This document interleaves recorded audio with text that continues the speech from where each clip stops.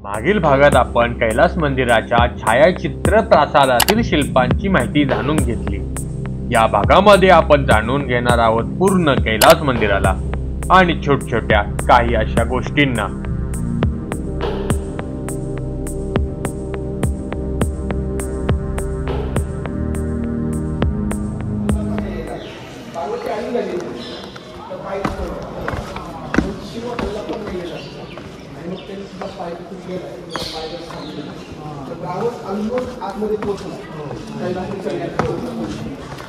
आणि हे जगातलं सगळ्यात मोठं रावणानुग्रहाचं शिल्प आहे। याच्यापेक्षा मोठं रावणानुग्रह नाहीच दुसरीकडे। किती मोठे आहे, किती सुंदर आहे, इथे डिटेलिंग आहे एकदम। चला सर म्हणून हे जे पिवळे पिवळे रिमेन्स आहेत ना, हा चुना आहे जे ऑक्सिडाइज झाले किंवा त्याच्यावरती वातावरणाचा परिणाम झालाय त्याच्यामुळे तो पिवळा पडलाय। हे जे पिवळं दिसतं का कॉर्नर सगळे आईला देवींच्या काळातले मनामध्ये आहे। त्यात एक नटराज येतो आहे तशा अवस्थेमध्ये आहे। तर हे रामायण आहे। रामायण आणि महाभारताचं संपूर्ण पॅनल सर्वात पहिल्यांदा महाराष्ट्रामध्ये जी सुरुवात झाली ती वेरूळ पासून आहे। जर आता इथे नीट बघितलं, मी मागं थांबतो म्हणजे तुम्हाला ऐकून, तुम्ही पुढे थांबा। तर आता इथे जर बघितलं तर रामायण सुरू होतं उजव्या हाताच्या कोपऱ्यापासून, पहिली ओळ बघा वरची, ठीक आहे। हां, तर तिथे मी कोणतरी व्हिडिओ करतो, ते पाया जो पडतो तो दशरथ आहे, तो साधूंच्या पाया पडतो, तिथून तो यज्ञ करतो। त्याच्यामध्ये मंदिरासारखं दाखवलं का सेंटरला त्या ओळीचं, तो राजवाडा आहे आणि त्या राजवाड्यामध्ये वाद होतो। काही म्हणते माझ्या मुलाला हे पाहिजे ते पाहिजे, रामाला वनवास वगैरे। पुढे आले की बोट दिसते बघा, तर अयोध्या सोडून राम ज्यावेळेस जातो ना त्यावेळेसची ती बोट आहे निषेध राजाकडे। हां, निषेध राजाकडे अयोध्या सोडून तो वनवासाला निघतोय राम। ती बोट आहे मागं अयोध्यावासी लोक सगळे त्यांना सोडायला आलेले। ओके, त्याच्यानंतर पुढे जर आपण बघितलं तर ती अशी येते। मग ते जे 2 नंबरला आहे ना, त्या 2 नंबरच्या शिल्पामध्ये ज्यावेळेस राम वनवासात होता त्यावेळेस त्यानं बऱ्याचशा राक्षसांचा वध केला। जेवढे राक्षसांचा वध केला त्या सगळ्यांचे एक एक करून शिल्प केले। त्याच्या एक्झॅक्ट खाली जर बघितलं उजव्या हाताला तर राम लक्ष्मण सीता तिघ जण बसले। सीता म्हणते रामाला मला त्या हरणाचं कातडं पाहिजे। पुढे हरिण आहे, त्या हरणाला पुढे रामाने मारलंय, तो आहे मारीच, त्याचा राक्षस झाला। इकडे रावण आलाय आणि ते पुढे दिसतंय बघा रथामध्ये बसून स्त्री निघाले। ते जटायूसोबत युद्ध करत असताना रावण जटायू युद्ध, खाली पक्षी दिसतो बघा रथाच्या पुढे, सगळ्यांना दिसतोय का? ते बरोबर बोट दाखवतो। तर त्याच्या पुढे मग तो घेऊन जातो सीतेला अशोकवनामध्ये। राम लक्ष्मण दोघं फिरतात, मग त्यांना भेटतो हनुमान। तिसऱ्या ओळीत डाव्या कोपऱ्यामध्ये नमस्कार मुद्रेमध्ये 2 नंबरला जे शिल्प आहे ते हनुमानाच्या पुढे राम लक्ष्मण लिहिलं। मग त्याला ते वचन देतात की सुग्रीवाचा राज्याभिषेक करून देतो मी, वालीचा वध करतो। 7 सूचीपर्णी वृक्षांच्या मागून लपून रामाने बाण मारला, म्हणून झाडं उभा आहेत आणि त्या झाडांच्या मागे रामाने बाण मारलाय। पुढे वाली आणि सुग्रीवाचं युद्ध आहे। 1 2 3 4 नंबरच्या ओळीमध्ये झाडं दिसत बघ 7 लाईनीतून उभी झाडं दिसतात का? राम लक्ष्मण आहे ते राम लक्ष्मणाने त्याला मारलं, वालीचा वध झाला, वाली मेला आणि पुढे मग राज्याभिषेक आहे। हा पूर्ण सुग्रीवाचा राज्याभिषेक। ओके, सुग्रीवाचा राज्याभिषेक दिसला का? हे सगळे सुग्रीव आणि ती सगळी हे आहेत त्याचे। मग तिथून मग हे आले खाली येऊन त्यांनी समुद्रामध्ये सेतू बांधायला सुरुवात केली। सेतू बांधत असताना ज्यावेळेस हनुमानाने लंकेत उड्डाण केलं त्यावेळेस एक राक्षसी होती बघा समुद्रातून वर आली, तिने हनुमानासोबत युद्ध केलं, जी श्रीलंकेची रक्षण करता होती, तर ती राक्षसी तिथं दाखवली। तिथून मग तो अशोकवनामध्ये आला। खाली 6व्या ओळीमध्ये येईल बघा, झाडं दिसतात बघा खालच्या ओळीमध्ये, झाडं दिसले का सगळं? ती अशोक वाटिका आहे, त्याच्यामध्ये हनुमान आला। मग त्या हनुमानाला पकडलं, दरबारात नेलं। 6व्या ओळीच्या सेंटरला बघा शेपटीच्या सिंहासनावर हनुमान बसलाय, पुढे रावण बसला, ठीक आहे। तिथून तो लंका जाळली, खाली जी दिसतंय का 7व्या ओळीमध्ये ती आग सारखी, ती लंकेला आग लागलेली। ज्यावेळेस लंकेला आग लागली त्यावेळेस तिकडे सागर सेतूचं काम चालू होतं, पण आपल्याला खाली दगड उचललेले माकडं दिसत आहे सगळे। तिथून मग खाली सगळे राम रावण युद्ध, सगळ्यात शेवटी रावण मरतो। असं हे अख्खं रामायण वाल्मिकी रामायणावर ही शिल्पकथा आहे। त्याच्यामुळे रावण मेला की रामायण संपलं, पुढं कोरलेलं नाहीये। त्यामुळे हे पूर्ण वाल्मिकी कथेनुसार कोरलेलं, वाल्मिकी रामायणानुसार कोरलेलं हे रामायण। म्हणजे 8व्या शतकाच्या शेवटीपर्यंत महाराष्ट्रामध्ये रामायणाचा प्रभाव वाढायला सुरुवात झाली. त्याच्यामुळे आपल्याला रामाचं अस्तित्वही याच्या आधीच्या कुठल्या दिसलं नाही. पण 8व्या शतकामध्ये महाराष्ट्रामध्ये रामायणाचा प्रभाव वाढायला सुरुवात झाली आणि ते शिल्पकलेमध्ये एवढा प्रॉमिनंटली आले की इकडे रामायण पूर्ण म्हणून पलीकडे महाभारत एक्झॅक्ट अपोजिट महाभारत जिथून आपण सुरुवात केली ते आपण जाताना बघू. हे कळलं आहे जटायूला मारतो दिसला तो रावण आहे जटायूला मारतो इथे कोपऱ्यात. नाही हा लकुलिश आहे तिकडे उजव्या कोपऱ्यामध्ये. तो खाली पायाला जटायू आहे वर रावण त्याच्या मागे रथ आहे.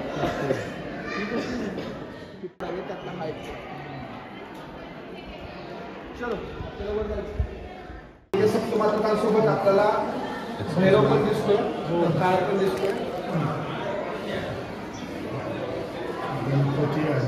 इकडे ठीक आहे. सप्तमातृका सुरू होतं इथून. इथे गणपती आहे. एंड जिथं होतो तिथे विनाधारी शिव आहे. त्याच्यामध्ये जे आहे त्यांच्या आसनांवरून किंवा त्यांच्या वाहनावरून आपण ओळखू शकतो. समोर जे आहे असं म्हणतात की ती राष्ट्रकूट राजाची राणी आहे आणि त्याच्या 2 दासी आहेत. इकडे भैरव आहे त्याच्या बाजूला भैरवी आहे आणि त्याच्याच बाजूला ते आपल्याला पार्वती दिसते किंवा गौरी दिसते ती सिंहावर दिसते. तर आपण मातृका बघूयात.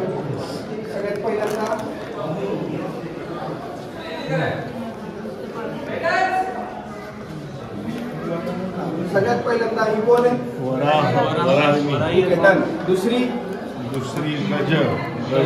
इंद्रायणी. तिसरी गौरी. नीट बघा ही गौरी आहे. ही गौरी आहे. ही गौरी आहे. पक्का आहे का? काल व्याल कन्सेप्ट सांगितली होती तरी तर आपल्याला काही दुर्मिळ व्यालांची शिल्प पाहायला मिळतात. त्याच्यामध्ये जी सुरुवात आहे ती असेल किंवा हा असेल हे दोन्ही मेष व्याल आहे. व्याल म्हणजे काय? एक मिथिकल ॲनिमल असतो जो वेगवेगळ्या प्राण्यांच्या एकत्रीकरणाने तयार होतो. 2-3 वेगवेगळे प्राणी असतात त्यांना एकत्रित केलं की व्याल हा मिथिकल प्राणी तयार होतो. तो संपन्नतेचं प्रतीक असतो. तो बलाढ्यता किंवा ताकदीचं प्रतीक असतो. त्यामुळे व्याल अविश्वसनीय वाटणाऱ्या गोष्टींचं वजन उचलू शकतो म्हणून इथे हत्ती आणि व्याल ठेवले. तो मेष व्याल आहे कारण तोंड मेषासारखं आहे मेंढीसारखं आहे. हा मेष व्याल आहे. हा सिंह व्याल आहे कारण सिंहासारखं तोंड आहे आणि मध्ये हत्ती दाखवलं. प्रत्येक ठिकाणी व्याल आहे आणि हत्ती व्याल हत्ती व्याल हत्ती म्हणून याला म्हणतात गजव्यालथ. गजव्यालथ म्हणजे हा जो आहे त्याला जगती म्हणतात. त्याच्यावर असते क्रूरशिला, त्याच्यावर असतो जाग्यकुंभ, त्याच्यावर गजव्यालथ आहे. त्याच्यावर जर आपण बघितलं तर कर्णिका आहे, त्याच्यावर कपोताली. हे सगळे शिल्पकलेचे पार्ट आहे. स्थापत्यकलेचे भाग. मंदिराची जी स्थापत्यकला असते त्यांचे भाग. त्यातला हा थर असतो जो मंदिराचं वजन उचलून धरतो. तुम्ही सगळ्यांनी खिद्रापूरचं मंदिर बघितलंय किंवा माहिती आहे तुम्हाला कोपेश्वर मंदिर कधी ऐकलंय? स्वर्गमंडप आहे त्याला फोटो बघितलाय. त्याला ना असे 96 हत्ती आहेत मंदिराला बाजूला. कशामुळे? तर ते अपराजित पुच्छ नावाच्या एका 13व्या शतकात संपादित केलेल्या ग्रंथावर बांधलेलं मंदिर. त्यात असं वर्णन आहे की मंदिराची मिरवणूक निघाली पाहिजे.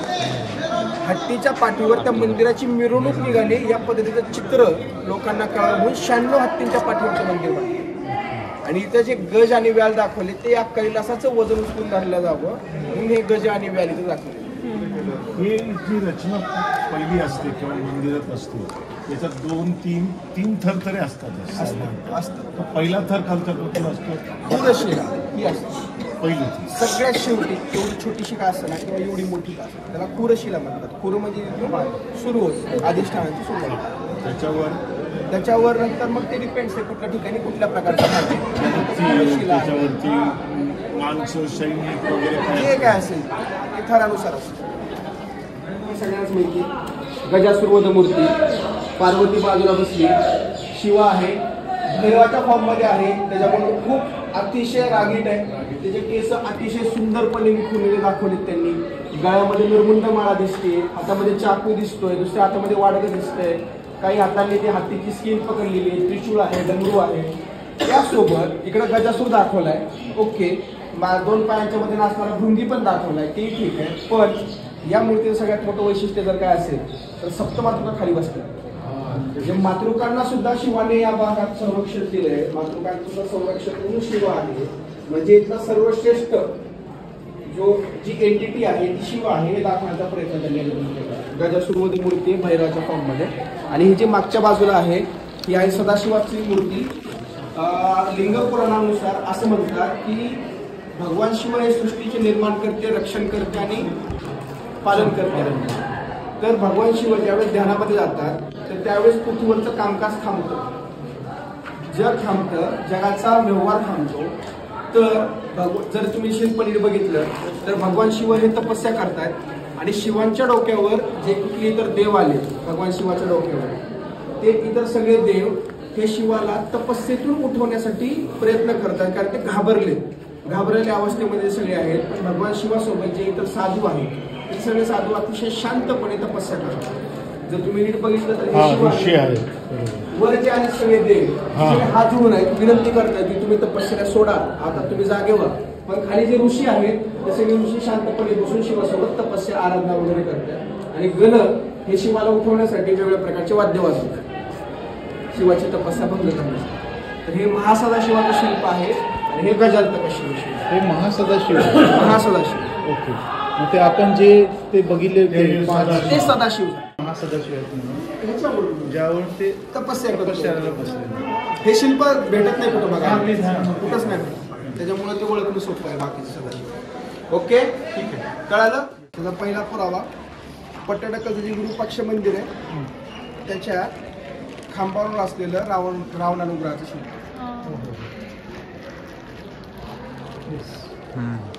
हे एक्झॅक्ट तिथं कोरलं.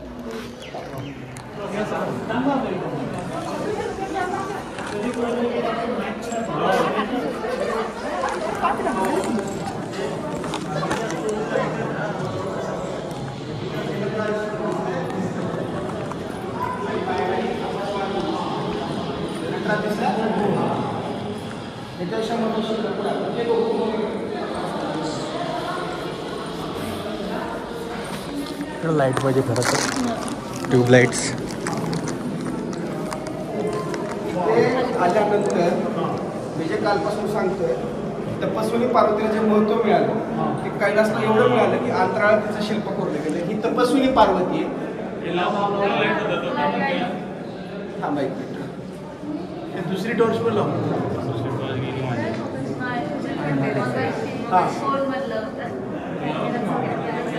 ठीक आहे. ही तपस्विनी पार्वती आहे. ही उभा आहे कमळावर, कमळ. ठीक आहे. ही तपस्विनी पार्वती ब्रह्मा आणि विष्णू सुद्धा तिची अटेंडमेंट घेऊन आले. त्याच्यावरून तिचं महत्व किती वाढलं आपल्या लक्षात येतं. तिला अंतराळामध्ये स्पेस दिली. म्हणजे तपस्विनी पार्वतीला मानणारा संप्रदाय एवढा प्रभावी होता की तिला अंतराळामध्ये स्पेस द्यावी लागली. हे तपस्विनी पार्वती शिल्प आहे. पार्वती आणि कार्तिकेय तर ह्याला म्हणतात सोमस्कंद. सोमस्कंदाच्या मूर्त्या ह्या केवळ आणि केवळ तामिळनाडूमध्ये महाबलीपुरम, कांचीपुरम किंवा त्या भागामध्ये पाहायला मिळतात. याच्यावरून पल्लवांचा इन्फ्लुएन्स इथं होता हे आपल्याला लक्षात येतं. हा आहे सोमस्कंद आणि इकडच्या बाजूला शिव पार्वती सारीपाट खेळताना सारीपाट दिसतो.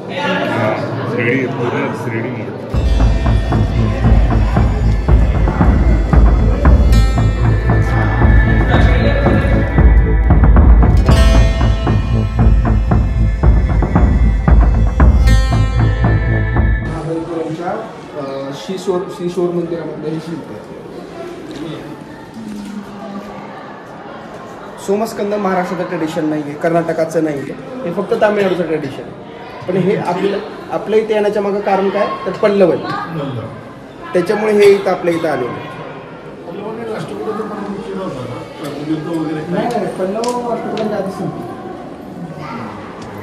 ते चालुक्य आणि चालुक्येतून आणि चालुक्यांचा इथे इन्फ्लुएन्स असला तरी सुद्धा राष्ट्रकुटांचं स्वतःच एक आर्ट आहे. जसं की हे जे द्वारपाल या द्वारपालांची हेअर ड्रेस असतील, या द्वारपालांच्या चेहऱ्याची ठेवण. राष्ट्रकुटांकडे जर आपण बघितलं चालुक्य किंवा पल्लवांसारखी जी प्रभावळ असते देवाच्या मागे जे गोल येतं ना चक्र, तर राष्ट्रकुटांचं हे ऑब्लॉंग आहे, असं अंडाकृती मोठं, पण त्याचं गोल नाही. हे राष्ट्रकुटांचं वैशिष्ट्य. जे प्रत्येक राजघराण्याने जरी दुसऱ्या राजघराण्याकडून एखाद्या गोष्टीचं ॲडॅप्टेशन केलं असेल, एखादी गोष्ट स्वीकारली असेल तरी सुद्धा त्यांची स्वतःची काहीतरी एक वेगळी युनिक आयडेंटिटी असते. ती आयडेंटिटी त्यांनी त्यांच्या त्या कलेमधून जपलेली असते. त्याच्यामुळं राष्ट्रकुटांच्या लोकांच्या मागे जे ऑब्लॉंग शेप म्हणजे आपल्याला हॅलो दिसतो किंवा त्यांचा जो चेहरा आहे तो चेहरा आपला थोडासा आयताकृती दिसतो, गोलाकार नाही. चालुक्यांचा आहे किंवा पल्लवांचा आहे, त्यांचे हेअर ड्रेसेस वेगळे आहेत, चालुक्यांचे राष्ट्रकुटांचे कपडे वेगळे आहेत. हे सगळं वैशिष्ट्य जे इतरांपेक्षा राष्ट्रकुटांना वेगळं करतं. दुसरी गोष्ट, पट्टडकल बदामी चालुक्यांच्या नंतर संपलं असं नाही. पट्टडकल नंतर टेक ओव्हर केलं राष्ट्रकुटांनी, नंतर टेक ओव्हर केलं कल्याणी चालुक्य, महाबलीपुरम नंतर टेक ओव्हर केलं कल्याणी चालुक्यांनी. किंवा कितीतरी मंदिरं अशी आहेत की जी एका राजसत्तेने निर्माण करायला सुरुवात केली, ती नंतर दुसऱ्या राजसत्तेने टेक ओव्हर केली. तर वेरूळ हे अपवाद आहे की वेरूळला राष्ट्रकुटांच्या नंतर एकही ॲक्टिव्हिटी झाली, एकाही राजघराण्याला वेरूळला कुठल्याही गोष्टीची निर्मिती करावीशी वाटली नाही. यादवांच्या काळात पण नाही. यादवांच्या काळात एक मंदिर नाही बांधलं, विटांचं सुद्धा मंदिर बांधलं काय बोलतो? काहीच नाही. म्हणजे या लेणीची निर्मिती व्हायला पहिले पॅटर्न जर कोण असतील याची पॅटर्न जर कोण केला असेल राष्ट्रकूट, शेवटची पण राष्ट्रकूट. एवढी मॅसिव्ह साईट आहे, एवढी एक्सटेन्सिव्ह साईट आहे, एवढी महत्त्वाची साईट आहे, पण एकाही राज्यकर्त्याला शिलाहार असतील, यादव असतील व इतर जे छोटे मोठे इथले राजघराणे होते त्यांना सुद्धा कधीही राष्ट्रकुटांचं हे ट्रॅडिशन पुढं वाढवावं असं वाटलं. हे सगळ्यात मोठं अभ्यासाचा विषय की का वाटलं नसेल. बरं, जर विचार केला की स्ट्रक्चरल टेम्पल्सचा ट्रेंड आला होता, मंदिरं बांधीव मंदिरं जी असतात दगडावर दगड रचून बांधायची, त्या मंदिरांचा ट्रेंड आलता म्हणून लेणी स्थापत्याकडे किंवा केव टेम्पल्सकडे दुर्लक्ष झालं का. तर केव टेम्पल्स हे स्ट्रक्चरल टेम्पल्सपेक्षा कमी खर्चिक गोष्ट. म्हणजे जर तुम्हाला स्वस्तात घर बांधायचं आहे तर तुम्ही लेणी बांधा, ना की बांधीव मंदिर. कारण रॉ मटेरियल तुम्हाला अवेलेबल आहे, तुम्हाला इम्पोर्ट करायची गरज नाही, त्याला घडवायची गरज नाही, त्याला आकार द्यायची गरज नाही, त्याला उभा करायची गरज नाही. तुम्हाला फक्त काय करायचंय, लोक घ्यायचे, लेबर चार्जेस द्यायचे, दुसरं काय काम करायचं नाही. त्यामुळे स्ट्रक्चरल टेम्पल्सपेक्षा लेणी तयार करणं हे स्वस्त होतं. तरी सुद्धा लेणी स्थापत्य हळूहळू मागे पडलं, कारण स्ट्रक्चरल टेम्पल्सची मुवमेंट ही खूप मोठ्या प्रमाणामध्ये महाराष्ट्रात किंवा भारतभरामध्ये चालू आहे. त्याचा फटका वेरूळला बसलाय का, त्याचाही अभ्यास करायचा विषय. बरं, जर त्याचा फटका बसला असेल तर मग बदामीला 4 लेण्या आहेत बदामी चालुक्यांच्या काळातल्या, आणि कल्याणी चालुक्यांच्या काळातली मंदिरं पण आहेत. काय फरक पडला त्यांना लेण्या असल्या तरी? उलट लेण्या होत्या म्हणून मंदिरांची निर्मिती झाली. मग तसं इथेही करता आलं असतं. पण या ठिकाणी चालुक्य राष्ट्रकुटांच्या नंतर डायरेक्ट आपल्याला दिसते घृष्णेश्वर ॲक्टिव्हिटी मालोजीराजे भोसलेंची. मग त्याच्या अगोदर घृष्णेश्वराचं जे 12 ज्योतिर्लिंगामधलं मंदिर म्हणतात, ते मंदिर बांधलं नेमकं कोण? यादव काळामध्ये निर्माण झालं असं सांगतात. इथे काही पुरातन अवशेषावरून आपण सांगू शकतो की ते लेट यादव पिरियडचं आहे. छोटं मंदिर असेल ते, तरी सुद्धा ते एक्सेप्शन सोडलं तर दुसरीकडे कुठं काहीच नाहीये. इथे नाही, आजूबाजूच्या परिसरामध्ये पण काही नाहीये ना अशी खूप मोठी ऍक्टिव्हिटी आहे किंवा एवढी मोठी मॅसिव्ह साईट आहे, एवढी राजघराणी निर्माण केलेली सगळ्यात खर्चिक बाब आहे. महाराष्ट्रातल्या सगळ्यात मोठ्या लेण्या आहेत, त्याच्यापेक्षा मोठ्या लेण्या दुसरीकडे पाहायला मिळत नाही. ह्याचं ट्रेडिशन पुढं का चाललं नाही हा एक अभ्यासाचा विषय.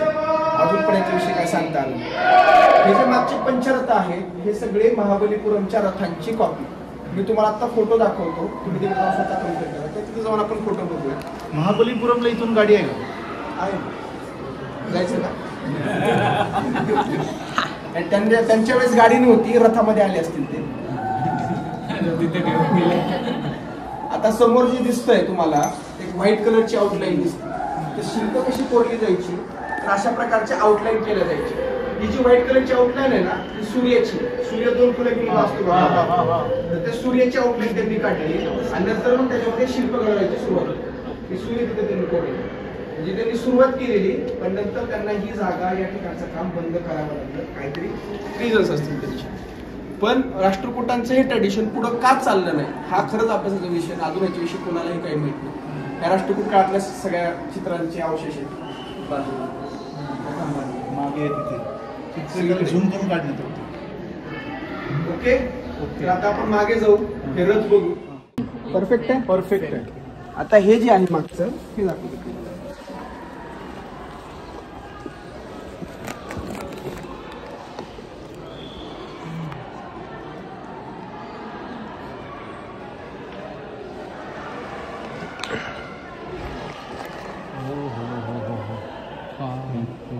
इव्हन तेवरचे जे हे पोल आहेत ना ते सुद्धा सेम आहे. पिका हां. ते सुद्धा त्याने काढण्याचा प्रयत्न केला, एकच टिकली तुमची, बाकी तुटल्यात सगळे. म्हणजे थोडक्यात काय आहे तर पल्लवांचा इथं प्रभाव होता आणि पल्लवांनी सगळं आपलं पण सुरू ठेवलं.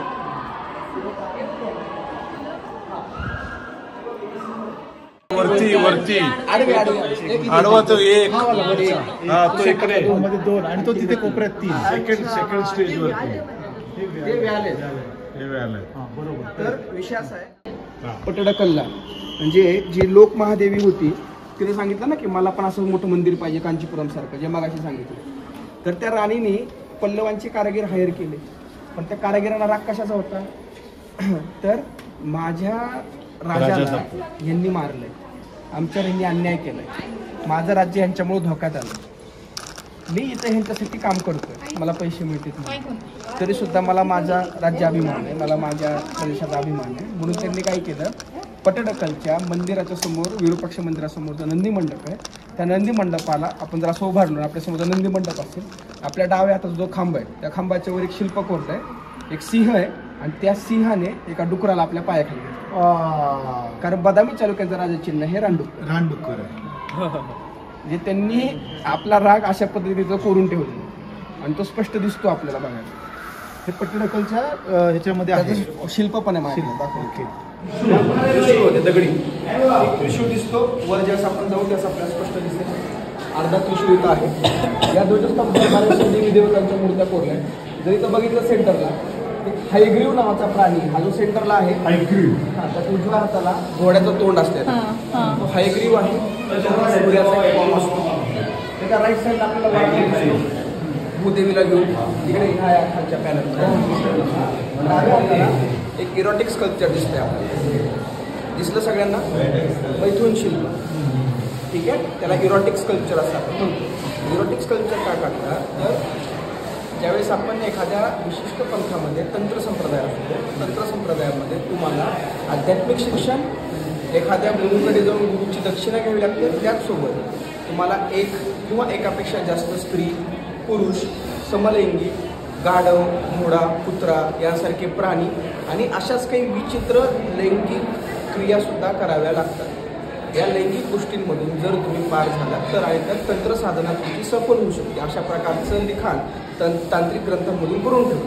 खजुराहोला जे तांत्रिक जी शिल्प आहेत, मैथुन शिल्प किंवा कामशिल्प, तर ती कामशिल्प दुसरं तिसरं काही नाही आहे, तिथल्या तांत्रिक संप्रदायाचा प्रभाव आहे. त्यामुळे जर तुम्हाला कधीही कामशिल्प दिसलं तर त्याच्या मागे समाज सुधारणा, समाजाचं प्रतिबिंब, समाजाची मॉडर्निटी किंवा समाज किती सेक्शुअली ओपन होता असलं भंपक काही नसतं.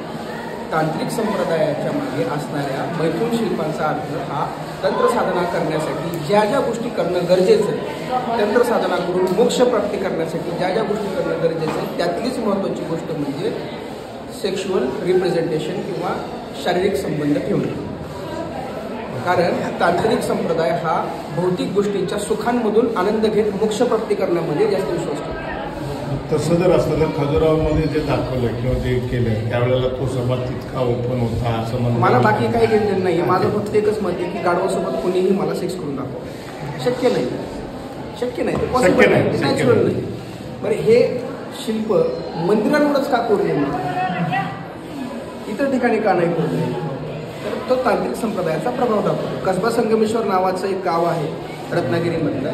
त्या कसबा संगमेश्वरला तुम्ही मंदिरं बघितली असतील, सरदेसाईंच्या वाड्याच्या मागे इथे संपूराचे नाटक झाले वगैरे असे पोस्ट करतात.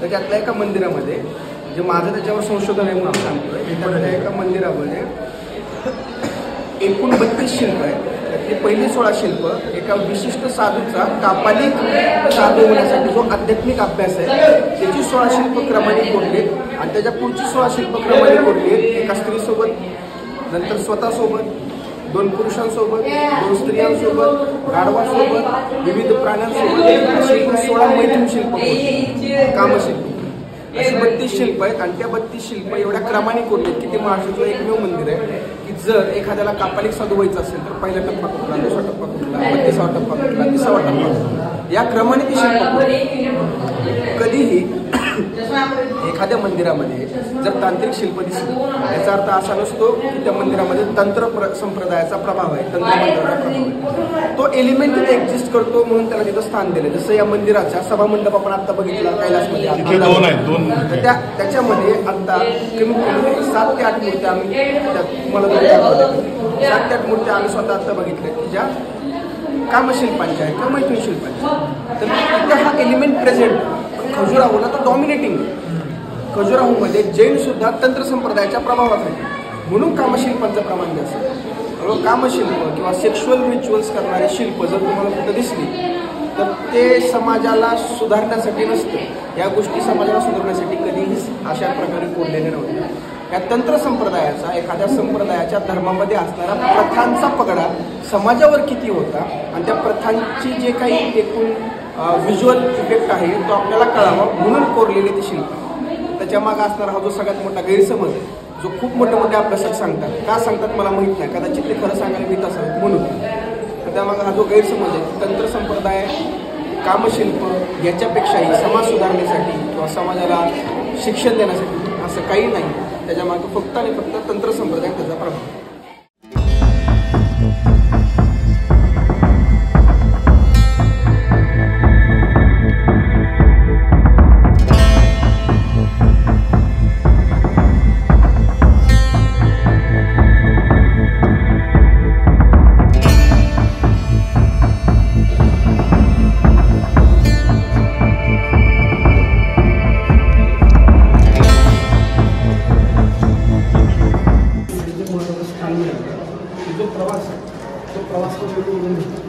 त्याचं उदाहरण ह्या शिल्प इतिहासाचा माझा कसा होता तर इथं तपासून मला बघायला मिळतं. अग्निकुंड आहेत 2, ती 4 हातांची. एका हातामध्ये अक्षमाला, एका हातामध्ये कमंडलू, दोन्ही हातीचे नष्ट झाले. एका हातामध्ये शिवलिंग धारण केले, एका हातामध्ये गणपती. हा तिचा फायनेस्ट फॉर्म तपस्विनी पार्वतीचा. आणि हा आफ्टर मॅरेज आहे, हे बिफोर मॅरेज नाही, हे आफ्टर मॅरेज. आफ्टर मॅरेजच्या ज्या काल 2 स्टोऱ्या सांगितल्या, एक चंद्राच्या झाडावर चढलेली काळी नागी आणि दुसरे ते शिवाची डोळे बंद केल्यानंतर. तर ह्या 2 स्टोऱ्या एका कधीतरी प्रसंगामध्ये तिनं जी तपस्या केली त्याचा हा फॉर्म आहे. पण हा आफ्टर मॅरेज फॉर्म हे दाखवण्यासाठी म्हणून तिच्या हातामध्ये शिवलिंग आणि जो फाईनेस्ट फाईनेस्ट फॉर्म ऑफ तपस्विनी पार्वतीची वेगवेगळी. आणि विशेष गोष्ट अशी आहे की कैलासमध्ये 3 ठिकाणी तपस्विनी पार्वती म्हणजे कैलाससारख्या महत्त्वाच्या श्राईनला ज्यावेळेस राष्ट्रपती राजेंद्र राज्य करतो 750 ते 800च्या दरम्यान, त्यावेळेस तपस्विनी पार्वतीचा कंठ हा एवढा पॉवरफुल होता की तिला महत्त्वाची जागा देण्यात आलीच आली. प्लस तिचे वेगवेगळे फॉर्मसुद्धा डिपेंड करण्याचं काम तो व्हायला सुरुवात झाली. त्याच्यामुळे आपण जी खाली 4 हातांची तपस्विनी पार्वती बघितली ना, ते 4 हाताचं इन्स्पिरेशन या तपस्विनी पार्वतीच्या खाली monitor lizard one of the finest form of Tapaswini Parvati. नाही, आधी ते कोरले, त्याच्यानंतर हे कोरले गेलं, याच्यानंतर ते कोरले. सगळ्यात आधी लेणी नंबर 21 रामेश्वरमध्ये आपण काल बघितलं, जिथे शिवपार्वतीचा लग्नाचा सोहळा चालू होता, त्याच्यासाठी शिवानी सोहळा केली तो अग्निष्ठ. पण तिथं तपस्विनी पार्वतीला बिफोर मॅरेज सेपरेट काही जागा दिलेली नाही, सेपरेट पोझिशन दिलेली नाही. त्याला एका नवीन पॅण्याचा फक्त पार्ट म्हणून दाखवला. म्हणजे त्यावेळेस तिला मानणारा वर्ग कदाचित एवढा महत्त्वाचा नव्हता, त्याचं उत्तर मूल्य एवढं नव्हतं की त्याच्यामुळे लोकांनी त्याची दखल घेतली. पण हळूहळू ते महत्त्व एवढं वाढलं. नंबर 22 आपण बघितलं, गणपतीने सरस्वतीच्या मधल्या जागेमध्ये अक्षरशः अतिक्रमण करून शिल्प घातले. का तर माझ्या देवीला इथं स्थान नाही. म्हणजे एखाद्या धर्माचा किंवा संप्रदायाचा प्रभाव वाढतो त्यावेळेस त्यांची जी प्रतिकात्मक गोष्टी आहेत त्यांचाही प्रभाव कशा पद्धतीने जनमानसांवर त्याचा पगडायचा असतो याचा आपल्याला अंदाज.